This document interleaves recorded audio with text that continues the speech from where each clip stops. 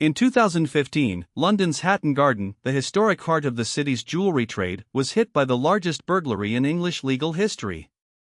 The thieves drilled through a half-meter-thick concrete vault wall and escaped with an estimated £14 million in gold, diamonds, and cash. When the world finally saw who did it, everyone was stunned. They weren't slick young professionals. They were a gang of aging career criminals, most in their 60s and 70s. One of them was 76 years old, with a heart condition, who fell asleep during the planning meetings. This is the unlikely story of the Hatton Garden job. The Hatton Garden Safe Deposit Company held hundreds of safe deposit boxes in an underground vault, used by jewelers and private individuals to store valuables. It was considered extremely secure. The men who targeted it were not newcomers. They were veteran thieves, several of whom had been involved in serious crime for decades, the kind of old-school London criminals whose careers stretched back to a different era. The ringleader, Brian Reader, was in his mid-70s.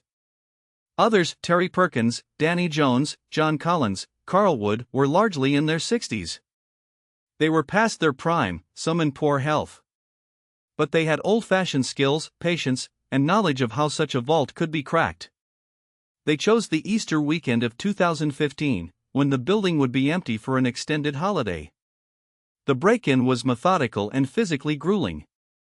They got into the building and disabled the lift on the second floor, then climbed down the lift shaft to reach the basement. They bored through the lift shaft wall, then faced the vault itself. The vault wall was reinforced concrete, around half a meter thick. To breach it, they used a heavy industrial diamond-tip drill to bore a series of overlapping holes, creating an opening. Then the first attempt failed. A bolt on the far side blocked them, and a piece of their equipment broke. Some of the gang wanted to abandon the job. In a detail that became legendary, they left and then came back the following night with new equipment to finish what they'd started.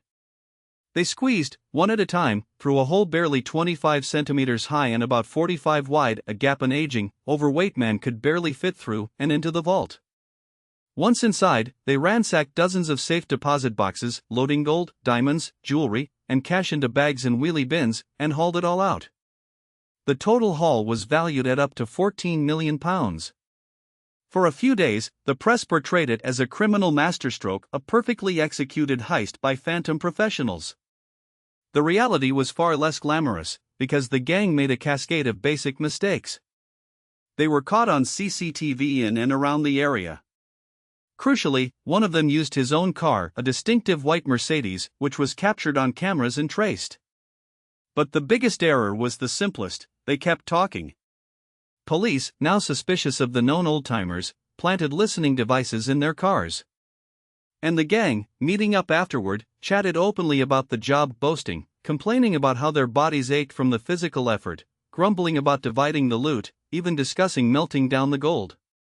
It was all recorded. The surveillance gave police everything they needed. The gang was arrested. Several pleaded guilty, others were convicted at trial. The sentences ran to several years each. Brian Reader, the elderly ringleader, was sentenced despite his age and ill health. And most of the loot, the majority of that £14 million in gold and diamonds, was never recovered. It vanished, presumably melted down and sold off, beyond the reach of investigators. The Hatton Garden heist captured the public imagination because it scrambled every expectation. We picture master thieves as young, athletic, and flawless. Instead, it was a crew of pensioners with bad backs, doing brutal physical labor through a concrete wall, undone by a white Mercedes and their own gossip. But underneath the unusual details is an ordinary truth about how almost all criminals get caught. The crime itself, the technical breach of the vault, was executed with real skill. What sank them was everything around it: the carelessness, the ego, the inability to stay quiet. It's the same in fraud, in heists, in cons of every kind. The clever part is rarely what brings someone down.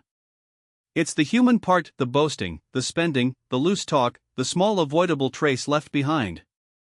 Investigators almost never have to outthink the perfect crime. They just have to wait for the imperfect people committing it to make a human mistake. The Hatton Garden gang drilled through half a meter of reinforced concrete. They couldn't get through the temptation to talk about it. Subscribe. New case every Friday.